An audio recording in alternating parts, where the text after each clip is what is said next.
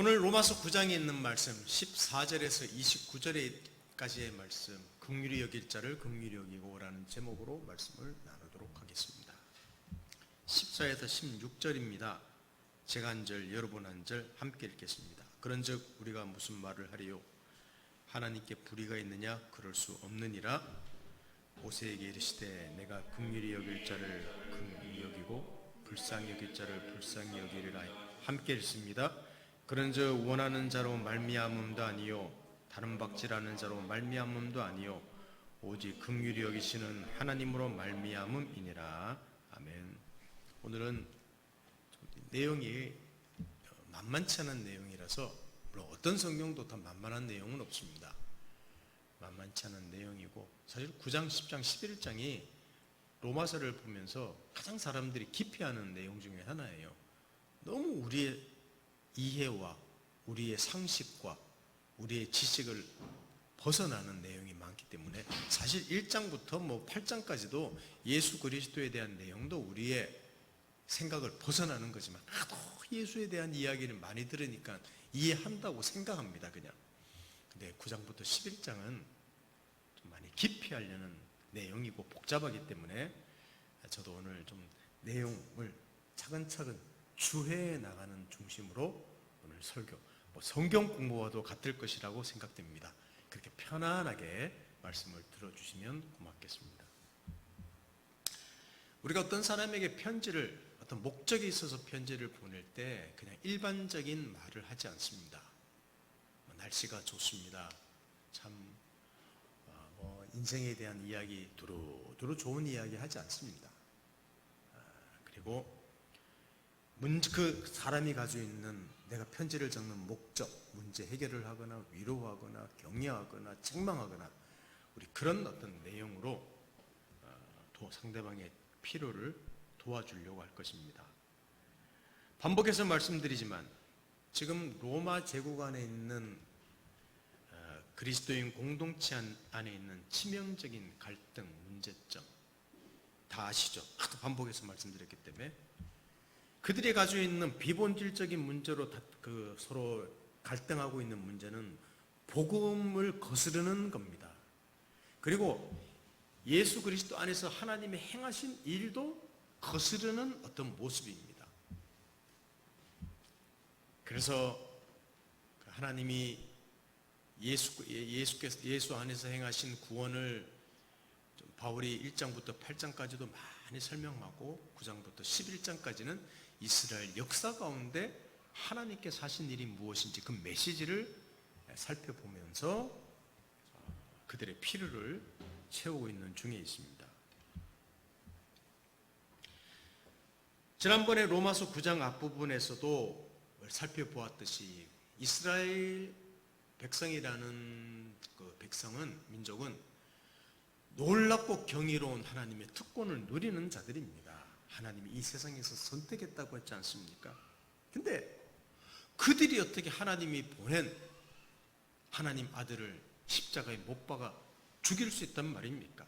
다른 말로 하면 하나님이 분명히 선택한 백성인데 하나님의 일을 정면으로 대적했다는 것입니다. 구원에 이르지 못했다는 것이 많은 이스라엘 백성이.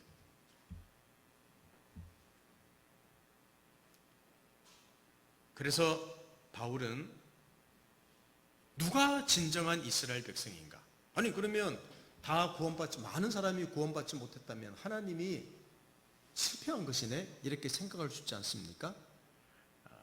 그래서 누가 진정한 이스라엘, 진정한 하나님의 백성인가를 우리 아브라함과 이삭과 야곱을 통해서 지난번에 살펴보았습니다.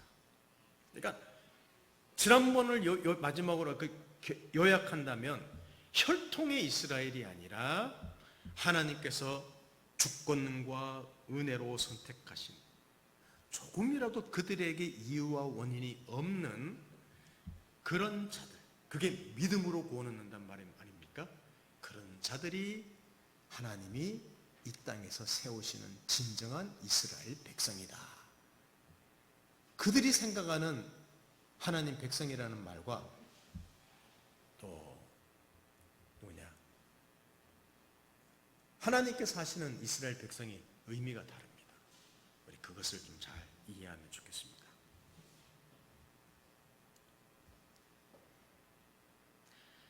지금까지 자신들이 하나님의 백성이라고 참 자부했었는데 상당히 혼란스러웠을 것입니다. 우리는 뭔가? 그럼 하나님의 일이 실패했는가? 의문을 가지겠죠, 당연히. 자, 14절을 보십시오. 다시 제가 읽어드립니다. 그런즉 우리가 무슨 말을 하리요? 하나님께 불의가 있느냐? 그럴 수 없느니라 그랬습니다. 아브라함의 자손 중에 이삭만이, 이삭 자손 중에 야곱만이 하나님의 백성 계보를 이룬다면 하나님이 공평하지 못하다는 거예요. 시커 선택해놓고 왜 차별하느냐? 이렇게 질문이 나옵니다. 바울의 대답은 아니다. 하나님은 절대 그런 분이 아니라고 하면서 선택이라는 문제를 모세의 예를 통하여 조금 더 설명을 합니다. 자, 아브라함, 아기를 가질 수 없는 아브라함과 사라를 통해서 이삭을 낳고, 이삭이 아직 태중에 있는 야곱, 에서를 통해서 하나님이 누구를 구원하는가 아주 분명한 메시지를 보여줬지 않습니까? 근데 이제는 모세를 통하여 그것을 조금 더 자세하게 설명을 합니다. 자, 15절부터 한번 봅니다. 15, 16절 제가 읽어드릴게요. 모세에게 이르시되, 우리 같이 읽습니다. 15, 16절 시작. 모세에게 이르시되 내가 긍휼히 여길 자를 긍휼히 여기고 불쌍히 여길 자를 불쌍히 여기리라 하셨으니 그런즉 원하는 자로 말미암음도 아니요 다른 박질하는 자로 말미암음도 아니요 오직 긍휼을 여기시는 하나님으로 말미암음이라 그랬습니다.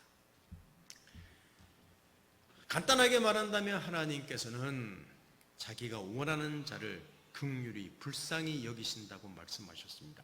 이 말씀의 배경, 물론 이 말씀은 구약에 있는 출애굽기 33장의 말씀을 인용한 건데, 그 출애굽한 다음에 시내산의 앞에서 일어났던 이 일을 우리가 한번 좀 간단하게도 살펴본다면 하나님이 하신 이 말씀의 의미가 얼마나 굉장한 것인가를 알 수 있습니다. 자, 출애굽 이후에 시내산이라는 곳에 머뭅니다. 그리고 그 시내산 꼭대기로 정상으로 하나님이 모세를 부르셔서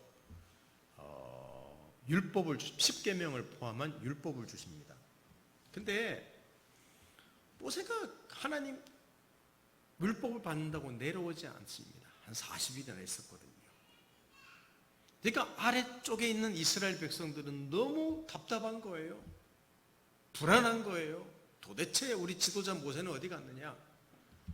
그리고 불안한 나머지 우리를 인도한, 출애굽하게 한 신이 누군가, 형상을 만들어 달라. 그래서 자기들이 가지고 있는 폐물을 다 빼서 금송아지를 만듭니다. 그리고 그 금송아지에다가 바로 이것이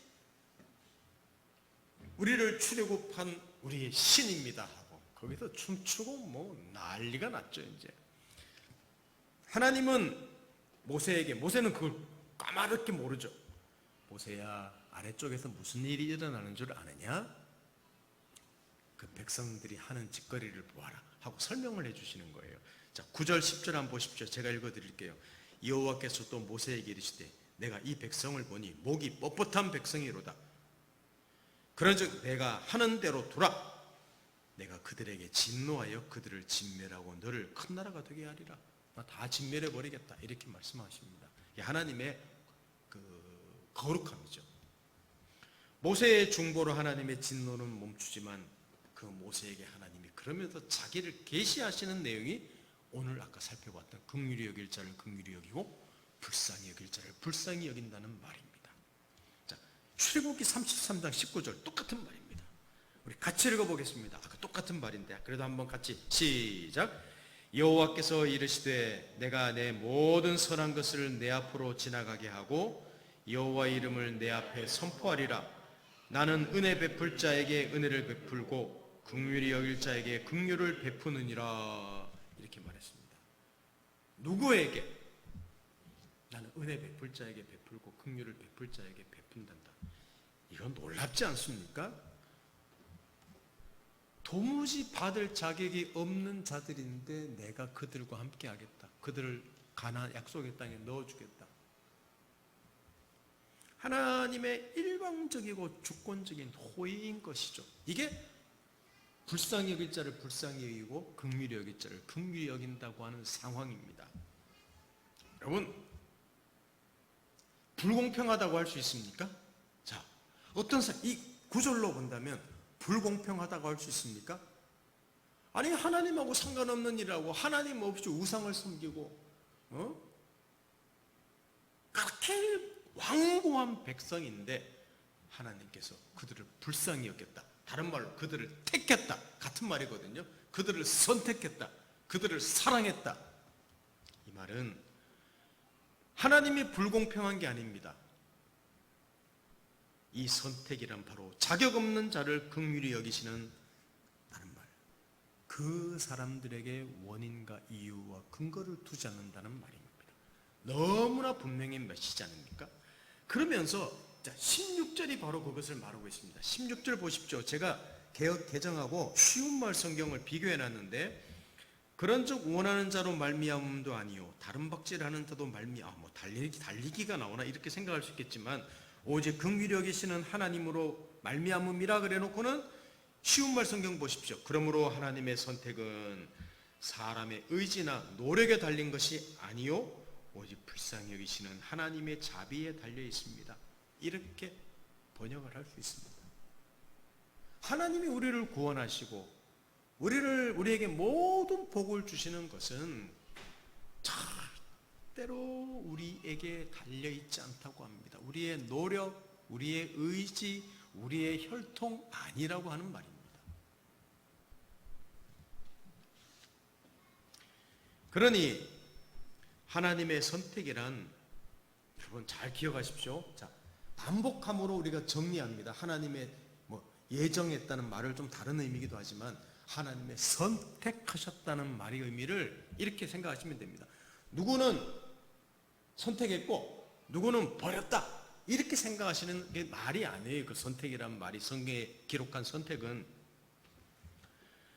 하나님께서 어떤 사람들에게 일절 근거를 두지 않으시고 하나님의 일방적인 호의로 그들을 구원하셨기 때문에 누구든지 구원할 수 있다. 이게 그 담긴 가장 중요한 메시지예요. 하나님이 일방적으로 선택했다. 기분 되게 나쁘네. 그게 아니라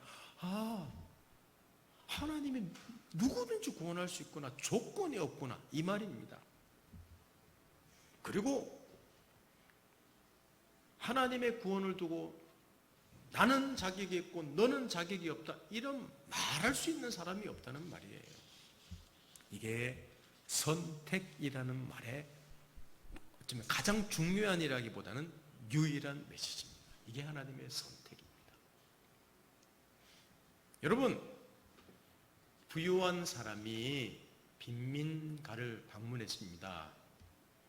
그리고 거기서 몇 사람을 내가 장학금을 주겠소, 또 뭐 집을 지어주겠소 하고 호의를 베풀었다고 해봅시다. 혹시 이렇게 비판할 사람이 있습니까? 아니, 기왕 빈민가를 찾아갔으면 모든 사람에게 다 베풀어야지 왜 몇 사람이야? 여러분, 이렇게 말하면 안 돼요. 그 사람은 모든 사람에게 다 줄 의무가 없는 사람입니다. 내가 돕고 싶은 사람을 도운 것은 긍휼이라고 합니다. 불쌍히 여겨서 내가 하고 싶은 대로 했다는 거예요. 이게 하나님이 우리를 향하여 가지신 긍휼이라는 말입니다. 그러면 여러분, 모세 이야기하면 빼먹을 수 없는 사람이 있습니다. 모세가 출애굽할 때 이집트의 왕이었던 파라오라는 사람을 성경은 바울은 언급했습니다. 자, 17, 18절을 보십시오.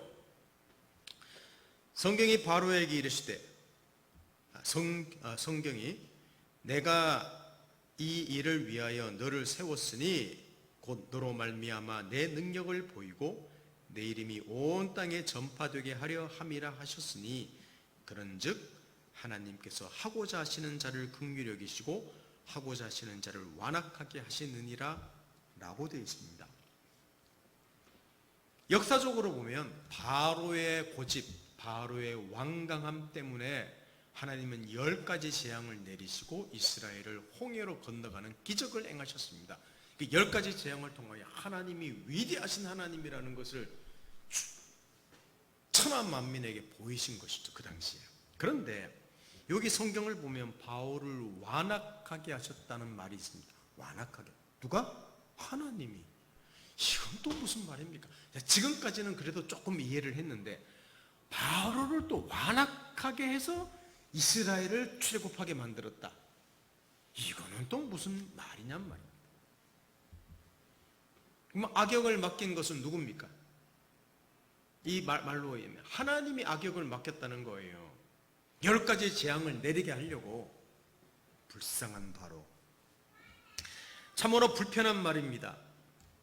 어떻게 하나님 지 마음대로입니까? 지금 이 말씀으로 본다면 이게 여기 이 정도의 이해가 사실은 우리의 이해예요. 저도 뭐 그렇게 이해합니다. 근데 이 말은 바로처럼 하나님을 모르고 하나님 일을 고집스럽게 대적하는 일밖에 할 줄 모르는 바로, 그렇게 완고해지고 완악한, 누가? 쥐가. 하나님이 그렇게 만드는 게 아니라 그가 완악해졌다는 겁니다. 그런 사람을 하나님이 사용하셔서 하나님의 구원을 이루시고 하나님의 위대한 일을 이루셨다, 이것을 말하고 싶은 거예요. 그러니까 도무지 아무것도 할 수 없는 상황에서도 하나님께서는 마음껏 자기 일을 하셨다. 이게 바로를 완악하게 하셨다는 말입니다. 자, 바로는 자기가 완악했어요. 하나님 만드신 게 아닙니다.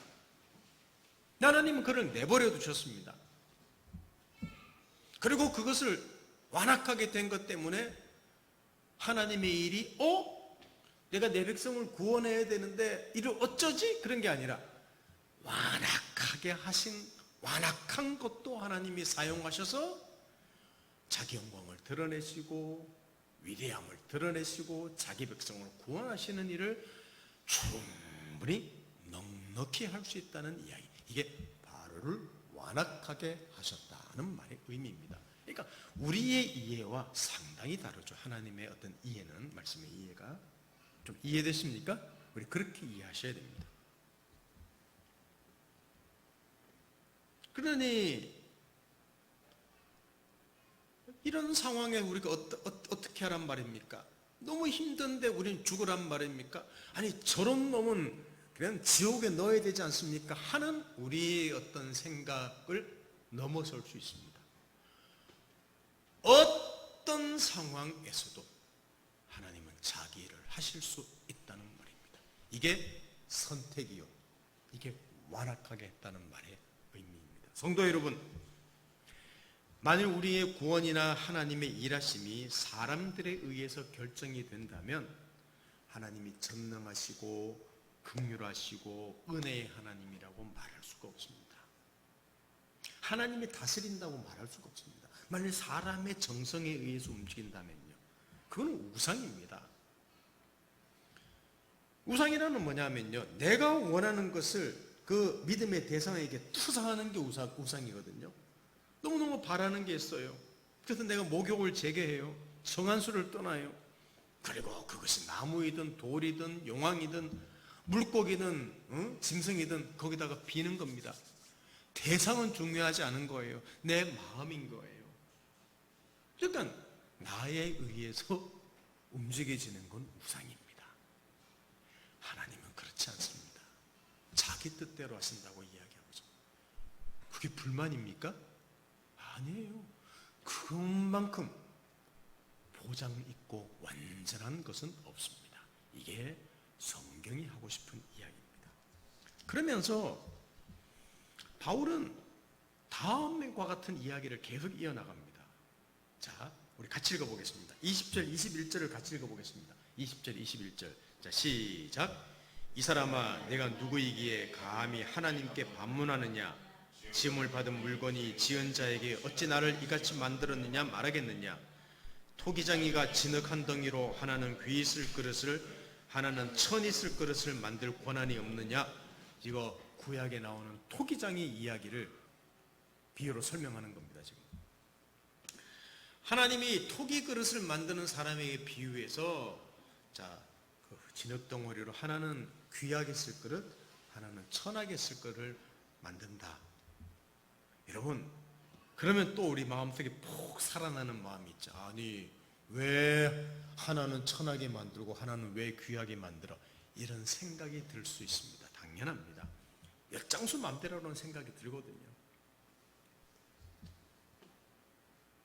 여기서 무엇을 말하고 있습니까? 그것이 22, 24절이 바로 그 내용입니다. 자, 제가 읽어드립니다. 자세히 보십시오. 22에서 24절을 한번 보십시오. 만일 하나님이 그의 진노를 보이시고 그의 능력을 알게 하고자 하사 멸하기로 준비된 진노의 그릇을 오래 참음으로 관용하시고 또한 영광 받기로 예비하신 바 긍휼의 그릇에 대하여 그 영광의 풍성함을 알게 하고자 하실지라도 무슨 말을 하리요? 이 그릇은 우리니 곧 유대인 중에서 뿐만 아니라 이방인 중에서도 부르신 자니라. 설명해 드리겠습니다. 말이 되게 어려워요. 두 가지 그릇이 있다고 합니다. 진노의 그릇이 있고 긍휼의 그릇이 있다고 바울은 이야기합니다. 진노의 그릇과 같은 인생은 하나님의 진노와 공의를 알리고자 멸망을 위해 준비된 인생입니다. 그러니까 쉽게 표현하면 이런 말이에요. 죄인이 된 모든 인간을 말하는 겁니다. 죄인이 된 모든 인간, 이게 진노의 그릇이라는 겁니다. 그런데 긍휼의 그릇이라고 나오지 않습니까? 하나님의 영광을 보이시고자 그 죄인들 가운데 긍휼을 베풀어서 어떤 사람들을 부르셨습니다. 그게 지금 예수 그리스도 아닌 유대인과 이방인이라는 거예요. 어쩌면 로마서를 지금 듣고 있는 로마 교회의 유대인 그리스도인과 이방인 그리스도인들을 지칭할 수도 있습니다. 너희들이 긍휼의 그릇이란다. 이렇게 이야기하는 거예요. 진노의 그릇이 있고 내가 긍휼의 그릇이 있는데 내가 그 중에서 긍휼의 그릇을 만들었단다. 이렇게 이야기하고 핵심은 긍휼의 그릇이에요. 마음대로 진노의 그릇 만들기도 하는데 그거 부숴버리고 긍휼의 그릇을 만들었다는 거예요. 이 표현입니다. 그럼 우리는 또 반문하죠. 아니, 좋은 그릇 다 만들 것이지 왜 모두 구원하지 않아? 항상 우리 수준으로만 이해합니다. 이것이 자꾸만 우리는 하나님의 선택, 그것을 하나님 마음대로 하고 자꾸만 해석하는 거예요. 그게 아니라 하나님의 선택, 이것은 우리에게 반복해서 말씀드리지만 원인이 있지 않고 하나님께서 그의 긍휼과 자비와 주권과 일방적인 호의로 어떤 사람들을 누구든지 조건 없이 마음껏 우리의 선입견을 넘어서 편견을 넘어서 택할 수 있다는 말이 선택이라는 말이라고 했지 않습니까?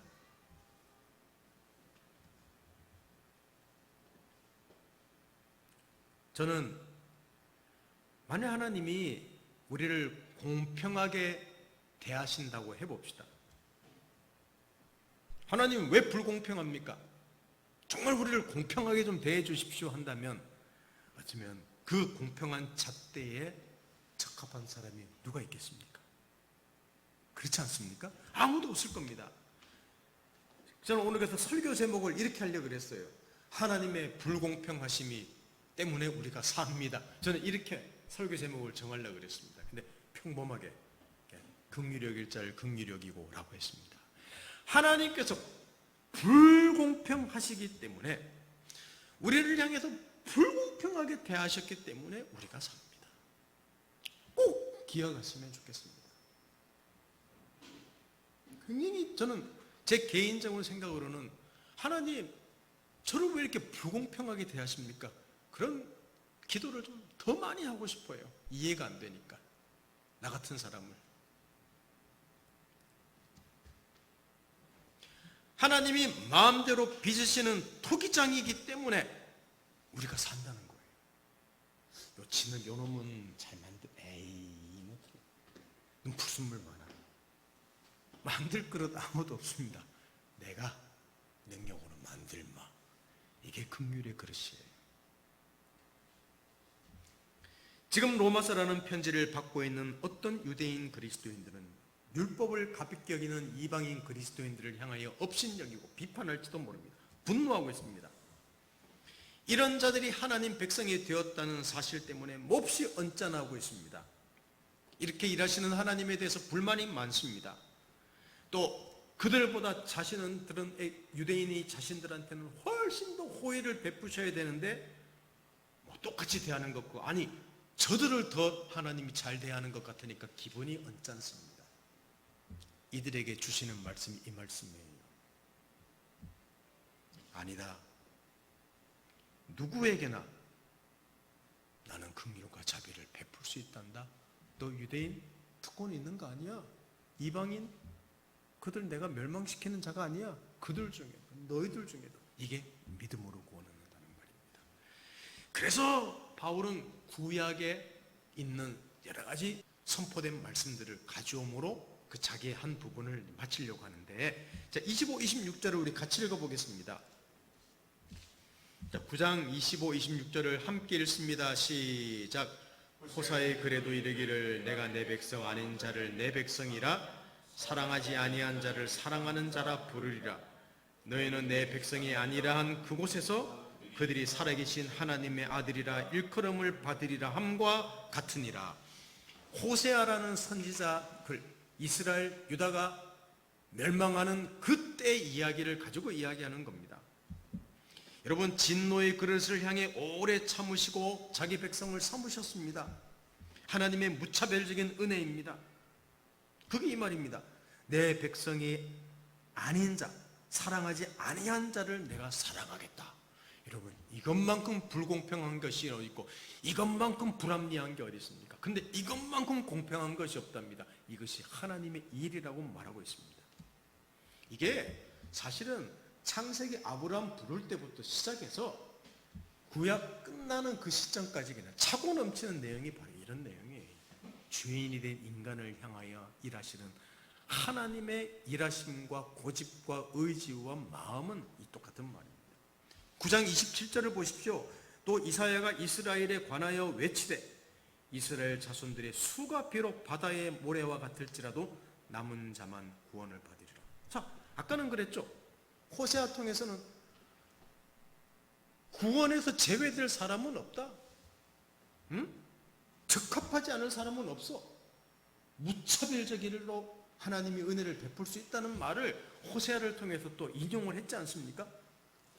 그러면 여러분, 이 호세아라는 그 구약성을 읽는다면 우리가 어떤 마음을 가질 수 있겠습니까? 그래서 내가 구원받았구나. 내가 하나님의 복을 받는구나. 내가 나한테 원인이 없었구나. 저런 개차반 망나니 같은 놈도 하나님이 구원할 수 있구나. 이 세상도 하나님이 건지실 수가 있구나. 이 기대를 할 수 있는 말씀이 이 호세에 있는 말씀이에요. 그러면 로마서 9장 27절은 무슨 말씀인가? 자, 다시 읽을게요. 이사야가 이스라엘에 관하여 이르시되 이스라엘 자손들의 수가 비록 바다의 모래 같을지라도 남은 자만 구원한다. 이스라엘 백성 혈통적인 이스라엘이 굉장히 많더라도 남은 자, 우리가 이해할 때는 소수만 구원받는다, 이렇게 이해할 수 있습니다. 남은 자라는 말을 자 설명을 간단하게 드리면서 마무리를 짓겠습니다. 이건 우리가 오해하는 말입니다. 혈통적으로 그리고 민족적으로 율법을 가진 백성이라고 해서 하나님의 복을 받는 것만은 아닙니다. 여기 남은 자라는 말은 다른 말로 이퀄 선택된 자, 우리 계속해서 말했지만 그걸 같은 말입니다. 다른 말로 하나님이 개입하셔서 붙잡은 자, 하나님의 긍휼이 임한 자, 하나님이 불쌍히 여기는 자, 이게 남은 자입니다. 아시겠습니까? 도무지 막 수도 없이 반복한 거, 도무지 그 사람에게 이유와 원인이 없는 사람. 여러분, 그러니 어떻습니까? 그 사람에게 원인이 없고 하나님이 은혜를 베풀었고 혈통이 아니라 하나님이 붙잡으시는 사람이라고 하니까 견고한 인생 아닙니까? 그래서 이런 말을 할 수 있는 거예요. 자, 마지막 구절입니다. 로마서 8장 38, 39절을 같이 읽어보겠습니다. 자, 로마서 8장 38, 39절을 같이 읽어봅시다. 시작. 내가 확신하노니 사망이나 생명이나 천사들이나 권세자들이나 현재일이나 장래일이나 능력이나 높음이나 깊음이나 다른 어떤 피조물이라도 우리를 우리 주 그리스도 예수 안에 있는 하나님의 사랑에서 끊을 수 없으리라 그랬습니다. 아멘. 너희들에게 원인이 있었다면 이 말이 불가능한 거예요. 언제 끊어나갈지 몰라요. 우리의 열심은 있다가도 없고, 우리의 정성은 있다가도 없고, 우리의 마음 상태는 선하다가도 악하고, 만약 그것 따라 공평하게 하나님이 하신다 그러면 어떻게 하나님의 복을 받을 수 있겠습니까? 그게 아니라 우리와 상관없이 예수 그리스도 안에서 하나님이 베푸시는 그냥 긍휼히 여길 줄을 긍휼히 여기는 하나님의 일방적인 호의가 있어서 어떤 사망, 생명, 높음, 깊음, 넓음, 현재일, 장래일 하나님의 사랑에서 우리를 끊을 자가 없다는 그게 남은 자고, 아시겠습니까? 그게 선택이고, 어쩌면 그게 예정이고, 그게 구원입니다. 그게 하나님의 일입니다. 전도 폭발이라는 전도 프로그램을 개발하신 제임스 케네디 목사님이 전도하면서 사용한 예화 중에 하나입니다. 자, 제가 그대로 읽어드릴게요. 5사람이 은행을 털기로 모의했다. 이들은 모두 내 친구들이다. 그 사실을 알고서 나는 그들에게 그렇게 하지 말라고 간청했다. 결국 그들은 나를 밀쳐내고 출발했대. 그때 한 친구의 다리를 내가 붙잡고 그를 걸려 넘어뜨리고 뒤엉켜서 싸웠다. 한편 다른 친구들은 은행을 강탈했고 경비원 한 사람을 죽였고 체포되어 사형 선고를 받았다. 가담하지 않은 그 친구는 구형을 면했다. 그래놓고 전도할 때 쓰는 거예요. 여기서 당신에게 묻겠습니다. 질문하겠다. 4사람의 친구가 죽은 것은 누구의 잘못 때문인가?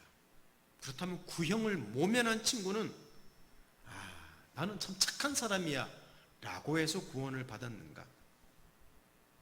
그가 자유로운 이유는 내가 그를 붙잡았기 때문이다. 이렇듯 심판을 받는 사람은 자기 자신밖에는 어느 누구도 책망할 사람이 없다. 그들이 은행 강도 간 거 똑같은 거예요. 그러나 구원받은 사람은 예수 그리스도 밖에는 어느 누구도 찬양할 분이 없다. 따라서 우리는 구원이 처음부터 끝까지 전적인 은혜라는 것을 알게 된다. 좀 얘가 잘 맞는지는 모르겠지만 은혜로 구원받았다는 사실을 전도하면서 한 예를 든 거예요. 그냥 좀 어거지 예인 거죠. 사형, 강도지 타러 가는 사람을 강제로 붙들었더니 4명은 도망갔어요. 겨우 붙잡은 거예요. 여러분, 그게 강압입니까? 그게 억압입니까? 불공평입니까? 왜 나만 붙잡아? 똑같은 이치예요. 그게 아니라 그게 긍휼이라는 거예요. 그게 은혜라는 거예요. 우리가 이런 자들입니다. 이 영광스러움을, 이 자랑을, 이 이해할 수 없음을, 이 불공평함으로 보이는 그 공평함을 우리는 누리며 살아가고 있습니까? 생각해 보십시오. 우리의 모든 무지와 실패와 못남을 하나님의 긍휼과 자비가, 은혜가 뒤집어 버렸습니다. 우리의 막막함을 하나님이 주권이 뒤집어 버렸습니다. 자랑할 것도 없고 비판할 것도 없다고 구원을 이렇게 받았는데, 여러분 자랑할 것도 없습니다. 구원할 것, 낙심할 것도 없습니다. 저는 지금 이 자리에서 그렇게 말하고 싶지 않아요. 단지 이 하나님의 긍휼과 은혜와 주권 안에 있는 인생이니, 누가? 우리가 이 하나님의 의지와 열심 안에 있는 인생이니 조금이라도 기죽지 않는 인생이 됩시다. 그런 말을 오늘은 하고 싶습니다. 우리가 누구라고요? 선택받은 사람이라고요? 자, 로마 교회에 있는 갈등하고 있는, 아무것도 아닌 문제로 갈등하고 지살났다고 말하는 유대인에게 하는 말이죠. 특별히 너 잘난 것 없어. 네가 하나님께 선택받고 네가 남은 자냐? 그것은 너가 하나님의 크신 정말 불공평한 호의를 받았기 때문이지. 이것만 기억하면 됩니다. 우리가 너무 잘났나요? 우리가 남들에 비해서 우리가 괜찮은 사람인가요? 큰 어려움이 없어서 그런가요? 왜 이 불공평한 하나님의 은혜와 사랑과 자비, 긍휼하심을 우리는 자랑하지 않습니까? 그냥 교회 와서 주일날 예배드리고 뭐 성경 공부하고 헌금하고, 여러분 이런 인생이 아니라 나란한 인생을, 내가 직장에서 어떤 일을 하고 무슨 사회에서 어떤 신분이 있고 그럴지라도 나라는 한 사람은 이런 하나님의 불공평한 이해할 수 없는 은혜를 받은 사람이라는 거예요. 선택을 받은 사람이라는 거예요. 왜 그런 자랑이 없습니까? 왜 나 같은 사람을 구원하셨다고 따지지 않습니까? 여러분 그런 기도 많이 하십니까? 왜 나를? Why me? 왜 나를 구원하셨습니까? 여러분 이렇게 따지면서 기도하십니까? 하나님께 불공평하다고 말할 수 있습니까? 그런 존재는 복음을 아는 사람입니다. 이런 고백이 우리를 겸손하게 하고 자랑하게 하고 강하게 합니다. 이 복음 안에서 견고해지는 인생이 되길 바랍니다. 열심히 사는 인생을 넘어서 하나님의 은혜 안에서 감격하는 인생이 되기를 바랍니다. 이 하나님께 붙잡힌 인생이라는 것이 얼마나 위대한 인생인지를 우리 매일매일 알아가며 눈 감고 기도할 때마다, 길을 갈 때마다, 생각할 때마다 Why me? Why me? 이렇게 한번 고백하는 인생이 되면 좋겠습니다. 함께 기도하겠습니다. 하나님 아버지, 선택, 또 남은 자 하나님이 택하셨다. 너무 불공평해 보입니다. 토기장이가 자기 원하는 그릇을 만들었다. 공정하지 않습니다. 엿장수 마음대로입니다. 모세를 통해서 이스라엘 백성을 구원하시고 바로는 완악하게 하셨다고요? 왜 그렇게 하셨을까요? 하나님, 이 모든 하나님의 말씀, 그 안에 있는 담긴 메시지가 우리를 향한 하나님의 긍휼히 여길 자를 긍휼히 여긴다는 그 메시지가 넘쳐나겠다는 사실을 알고, 아버지 하나님, 우리의 인생이 이 은혜 안에 있는 인생으로 감격하며 감사하며 이해할 수 없는 그 은혜로 충만해져서 매일매일 살아나갈 수 있도록 저희들을 도와주십시오. 우리 인생이 견고함을 믿습니다. 예수님의 이름으로 기도드립니다. 아멘.